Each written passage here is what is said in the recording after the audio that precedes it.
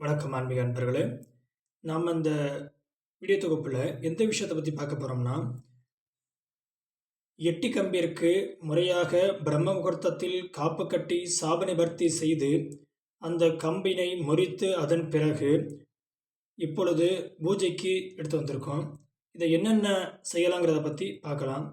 இந்த எட்டி கம்பை இப்போதைக்கு தண்ணீரால் சுத்தம் செய்யாச்சு, கடல் நீர் ஆற்று நெய் கொண்டு கழுவியாச்சு, அதன் பிறகு பன்னீரால் சுத்தி பண்ணியாச்சு. இதற்கப்புறம் என்னன்னு சொல்லிட்டு கேட்டிங்கன்னா, இந்த எட்டி கம்பை எதற்கு பயன்படுத்தலாம் அப்படின்னு சொல்லி பார்த்தோம்னா, இந்த எட்டி கம்பு பாதுகாப்பு கவசமாக விளங்கக்கூடியது. எதற்கு பாதுகாப்பு கவசமாக இருக்குன்னு சொல்லி பார்த்தோம்னா, மனிதர்களுக்கு கண்களுக்கு தெரிந்த அல்லது தெரியாத நபர்களால் ஏற்படும் இடையூறு அதனை சரி செய்வதற்கும், தொழில் போட்டி போன்றவற்றில் இருந்து சரி செய்வதற்கும் எட்டி கம்பு வீட்டிற்கும் தொழில் செய்யக்கூடிய இடத்திற்கும் தாராளமாக பயன்படுத்தலாம். எட்டி கம்பியில் ஒரு பாதுகாப்பு கவசமாக இருக்கும்.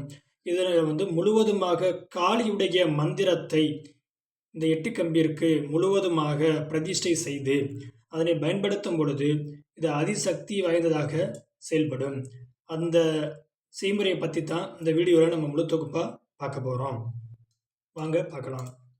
இந்த எட்டி கம்பு அரை அடி, அதாவது அரை அடி அங்குலத்தில் எடுத்துக்கிட்டு, ஒரு வீட்டிற்கு அரை அடி போதுமானது, தொழில் செய்யக்கூடிய இடத்திற்கு அரை அடி போதுமானது. இதில் அடிப்பகுதிக்கும் மேல் பகுதிக்கும் மஞ்சள் தடவிடணும்.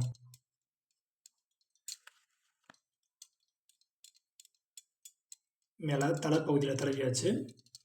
அடுத்து அடிப்பகுதிக்கு இப்படி தடவிட்டு அந்த எட்டி கம்பு முழுவதுமாக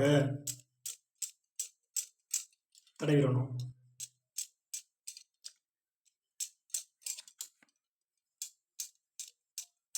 அதன் பிறகு முப்பிரி நூல் கொண்டு அப்படிங்களா, முப்பிரி நூல் கொண்டு காளியுடைய மந்திரத்தை ஜபித்து ஃபுல்லாக தடவியாச்சு. முப்பிரி நூல் கொண்டு காளியுடைய மந்திரத்தை சொல்லி வலதுபுறமாக சுற்ற வேண்டும். ஓம் நமோ பகவதே உம் கம் ரம் பத்ரகாளி ருத்ரகாளி சம்காரகாளி பூதகாளி பூதசம்காரகாளி கர்மசம்காரகாளி காருண்யகாளி வீரபத்ரகாளி உன் பேர் சொல்லி ஹோமிக்கிறேன், வா வா வந்து நீ அங்கபங்கங்களும் அகன்ற கர்மங்களும் நீக்கு, எரி எரி நசி நசி இட்ட பூஜையெல்லாம் உனக்குத்தான் காளி அப்படிங்கிற மந்திரத்தை சொல்லி முழுவதுமாக வலதுபுறமாக சுற்றிடணும். அதுக்கப்புறம்